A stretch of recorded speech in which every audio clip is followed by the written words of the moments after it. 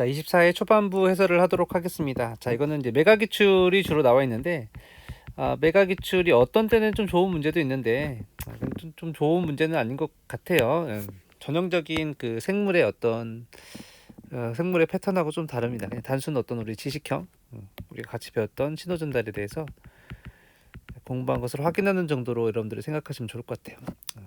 원래 실제 이 성장 인자들의 수용체 EGF는 에피텔리알 그로스 팩타의 약자고요. 표피 성장 인자가 되겠습니다. 예, 수용체.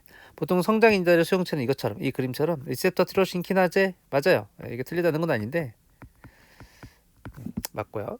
이 EGF는 아래도 나왔지만 펩타이드 분자입니다. 펩타이드. 그러니까 이 성장 인자를 분비하는 어떤 세포가 있다면 이 세포가 유전자를 발현해서 DNA, RNA, 단백질이 ER에서 만들어졌다 골지를 거쳐서 손안을 거쳐서 바깥으로 EGF가 분비되면 그 EGF가 세포사의 혹은 혈액을 돌아다니다가 어떤 세포의 세포막에 이렇게 도달하게 되는 겁니다. 이 단백질 같은 아이들은 세포막의 어떤 통로로 나오는 게 아니라 거의 세포의 방출 작용으로 나와요. 맞습니다. 기억 맞아. 근데 이게 꼭 그런 건 아니라 가지고 사실 이 세포의 방출로 된다라는 말이 이렇게 자주 나오진 않아요.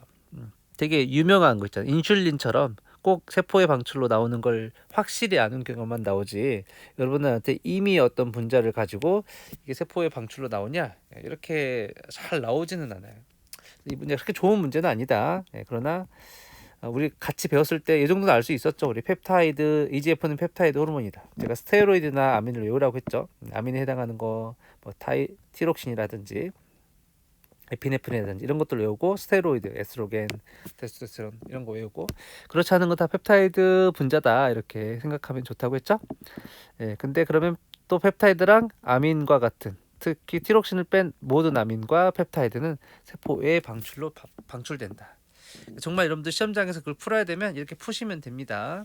근데 보통 유명한 것만 나오고 어떤 의미 정말 이상한 보기를 내고서 여러분들한테 이거를 맞추라고는 안 하니까 너무 걱정 안 하셔도 돼요. 자, 리셉터 티로신 키나세는 세포막 수용체인데 세포막의 이 바깥쪽에 항상 리간드 바인딩 도메인이 있어요. 그래서 1번이 리간드랑 결합하는 도메인이고요. 2는 세포막을 관통하는 부위가 되겠죠. 그다음에 3번은 세포막의 안쪽에 있는 리셉터 티로신 키나제인 경우에 키나제 활성, 인산화효소 활성원이 3번에 존재합니다. 그래서 니은 맞는 보기예요. 기억 맞고 니은 맞고. 자, 그래서 얘가 리간드가 리셉터 티로신 키나제에 붙으면 어떻게 된다? 그죠? 키워드 외우라고 했죠. 다이머라이제이션이 된다. 그다음에 서로가 서로를 인산화시키는 오토 포스플레이션 시켜준다. 그래서 B가 니은을 A가 B에 있는 인산을 이렇게 붙여주는 게 되는 거죠. 그래서 니은은 둘 중에 어떤 거 하나가 인산화 시켰다고 하면 B에 의해서 첨가됐다고 하는 게 맞습니다. D가 틀려요. 그래서 기억 맞고 니은 맞고 D가 틀리다 이렇게 하시면 돼요. 자, 그 다음 우리 또 신호 전달에서 이제 GPCR에 대한 문제입니다. 어떻게 알 수 있었어? G 단백질이 이 수용체에 연결됐으니까 이 수용체는 GPCR이고 저는 알아볼 수 있을 것 같은데 부신에서 분비되는 물질은 에피네프린, 에피네프린이나 노르에피네프린의 수용체는 이 GPCR로 되어 있습니다. G 단백질이 활성화 된다고 하는데 활성화되기 전에는 이 G 단백질의 알파 단위체는 GDP랑 결합되어 있다가 신호 전달 물질이 오게 되면 GPCR이 이 G 단백질의 알파 서브 유닛에 GTP를 결합시켜주죠. 그래서 기억에는 GDP가 결합되어 있고 니은에 GTP가 결합되어 있습니다. 지식형이에요. 지식형. 이건 외울만하다. 이건 외워야 된다. 자, 에피네프린도 아민 계열의 분자입니다. 아민은 수용성이기 때문에 세포의 작용을 통해서 방출돼요. 맞습니다. 자, 이렇게 신호 전달 결과 GPCR이 활성화되면 여러 가지가 활성화될 수 있는데 그 중에 제가 PLC 외우라고 했죠. PLC나 AC가 활성화되는 거, 포스폴라이베 C가 활성화되면 얘가 PIP2를 분해시켜서 IP3나 DH로 만들어주는데 이 IP3는 칼슘, 이 SER만 가서 IP3 게이티드 칼슘 채널에 붙어서 칼슘을 증가시키고 이 증가한 칼슘은 DH와 함께 프로테인 키나제 C, 칼슘이 C라고 했죠. 칼슘에서 활성화된다. 이 프로테인 키나제 C가 다른 여러 가지들을 활성화시킵니다. 다 지식형이네요. 지식형. 근데 중요합니다. 디귿도 중요하고 니은도 중요해요. 기억 디귿이 맞죠? 답은 5번이 되겠습니다. 자, 17번. 별로 안 좋은 문제인 것 같아요. 그냥 푸시고 너무 신경 쓰지 마세요. 이거 너무 헷갈리면 얘는 그냥 버리세요. 이런 뱀독에 관한 것들을 그냥 시험에 낼 수는 없습니다. 전형적인 내용이 아니야. 자, 물뱀의 뱀독. 자, 우리 몸에 어떤 적혈구가 있어. 적혈구의 세포막의 바깥쪽에 인지질이 있고 안쪽에도 인지질이 있는데, 뱀이 물으면 뱀독의 성분이 우리 혈액 안에 존재하겠죠. 이렇게 돌아다니는데, 이 뱀독이 인지질 가수분해 효소래요. 효소니까 얘는 굉장히 큰 분자입니다. 이 큰 분자는 세포막을 통과할 수 있다 없다? 없다. 그래서 얘가 적혈구막에 있는 인지질을 분해시켜서 적혈구를 용혈시키려면 얘가 바깥쪽에 있는 이 인지질 성분들을 공격해야 돼요. 근데 별로 중요하지 않다. 기억보기. 시험 나올 것 같지는 않다. 이런 내용들을 가지고 인지질 가수분해 효소, 여기에 뱀독의 인지질 가수분해 효소는 적혈구 세포막의 바깥쪽, 세포질층이나 바깥쪽을 공격한다.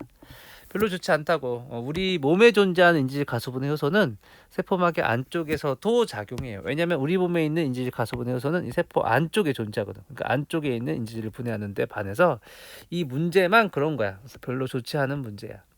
아무튼 이 문제에 기초하다면 기억이 틀린 건 맞는 내용이 되겠습니다. 디은도 그렇게 좋지 않아. 이 뱀독이 작용하면 이 세포발 구성 인지들이 양친매성을 잃어버린대요. 그래서 어디에 작용하겠느냐 하면, 만약에 여기 작용한다고 하면 여기는 친수성이잖아. 여기는 소수성이고. 그러면 양친매성을 잃어버리지 않죠. 아직 양친매성을 가진 애가 있기 때문에 PLD는 아닐 것이다. 이렇게 추론하는 겁니다. 그 다음에 PLC라고 가정을 해봅시다. PLC는 여길 자를 거야. 그럼 여기 친수성, 여기는 소수성, 비교적 소수성이 되죠. 그래서 니은이 맞다. 이렇게 되는 겁니다. 만약에 PLA라고 한번 생각을 해본다면, PLA 여기를 자른다고 하면 위에 나와 있는 글리세롤은 양친매성인데 이 아래는 지방산은 소수성이잖아. 그럼 또 그것도 양친매성을 잃어버린다고 말하기가 어렵죠. A, B, C 중에서는 PLC만 양친매성을 잃어버리게 하니까 여기 뱀독은 PLC의 역할을 한다라고 추론할 수 있겠죠. 그 니은은 맞다. 자, 이건 지식형이네요. 우리 막을 구성하는 인지질은 글리세롤과 에스테르 결합을 하고 있다. 이건 지식형 보기입니다. 지식형. 여기서 추론할 수 없어요. D가 틀려요. 에테르 결합이라고 했으니까 니은만 맞습니다. 자, 요거 많이 이제 물어보는데 아직 우리 배우지 않은 내용도 조금 있는 것 같아요. 다음은 제노포스의 발생. 제노포스 개구리를 말합니다. 개구리가 있으면 항상 이렇게 머리 쪽이 있고 꼬리 쪽이 있는데, 제노포스가 만들어지는 동안, 발생하는 동안 베타카테닌 활성을 조절하는 윈트 시그널링이다.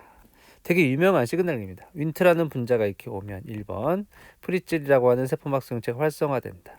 그러면 디셰블드라고 하는 DSH가 디셰블드라고 하는 어떤 분자입니다. 얘가 활성화되면 얘가 글리코겐 신테테이즈 키나즈라고 해서 얘를 억제시켜요.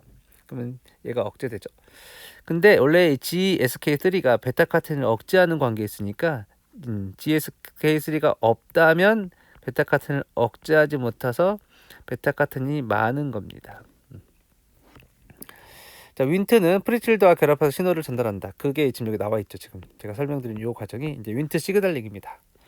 근데 FRGB라는 애가 있는데 걔는 어떻게 생긴 아이냐면, 얘는 까만색의 피자 4분의 3판처럼 생긴 아이야. 이렇게 생겼고 이 막에 결합하는 부위는 없다고 했죠. 윈트의 결합과 유사한 부위를 가지는 수용성 단백질이다. 윈트랑 결합은 할 수 있는데 둥둥 떠다니는 아이다. 이런 말입니다. 그때 FRGB는 제노포스에서 앞쪽 부인, 머리에서 나와서 확산된다. 제노포스 머리가 있으면 머리 쪽에서 농도가 FRBG의 농도가 가장 높겠죠. 그럼 얘가 많이 있다면, 윈트는 얘가 많다면, 둥둥둥 떠다니는 FRBG가 많다면 윈트는 주로 얘한테 결합하겠죠. 결합을 하지만 얘는 막 관통 부분이 없으니까 세포에서 신호 전달이 안 되겠죠. 얘가 없어야 그 앞에 있는 윈트 시그널링이 일어날 것이고, 그러면 베타카테닌이 많을 것이고, 그러면 꼬리가 될 거다라는 거죠. 왜냐하면 지금 프리칠드 B가 맨 앞쪽에 많으면 얘는 주로 윈트가 얘랑 결합하겠죠. 여기서는 막에 있는 이 프리칠드는 잘 결합을 안 하겠죠. 근데 반대로 꼬리 쪽에 갈수록 프리칠드 B가 없으니까 막에 있는 이 프리칠드의 윈트가 주로 결합하겠죠. 그럼 윈트 시그널링이 되고 여기 베타카테닌이 많아지고, 그러면 꼬리가 되는 거니까요. 자, 그렇다면 이걸 이렇게 했다면 프리칠드를 과발현시키면 어떻게 되는가? 과발현시키면 이 그래프에서 어떻게 바꾸면 되냐면 머리 쪽은 더 많아지고 꼬리 쪽도 많다, 이렇게 하시면 돼요. 제가 지금 까만색의 빗금처럼. 그럼 여기에서도 프리칠드 B의 윈트가 붙을 거고, 꼬리 쪽에서도 프리칠드 B의 윈트가 붙으니까 머리 쪽과 꼬리 쪽 모두 다 윈트 시그널링이 일어나지 않겠죠. 원래 윈트 시그널링이 되어야 꼬리가 되는데, 지금 과발현 시킨 경우는 윈트 시그널이 일어나지 않으니까 꼬리 형성에 결함이 생길 것이고, 디귿 맞고요. 그다음에 낭배의 뒤쪽 부위, 꼬리 쪽에서 프리칠드와 결합하는 윈트량은 감소할 것이다. 그렇죠? 꼬리 쪽에서도 프리칠드 B랑 윈트랑 붙는 거야. 그러니까 프리칠드, 지금 막의 관통 형태는 윈트랑 붙지 못할 것이다 라고 한 기억은 맞는 내용이 되겠습니다. 뒤쪽에서 베타카테닌의 양은 감소하겠죠. 윈트 시그널링이 되려면 이 막에 있는 수용체에 윈트가 붙어야 되는데, 지금 이 돌연변이 과발현시킨 거에서는 둥둥둥 떠다니는 프리칠드 B에 윈트가 붙으니까 베타카테닌은 만들어지지 않을 것이다, 이렇게 해야 되겠죠. 그래서 기억과 디귿만 맞습니다. 끝. 일단 여기까지 할게요.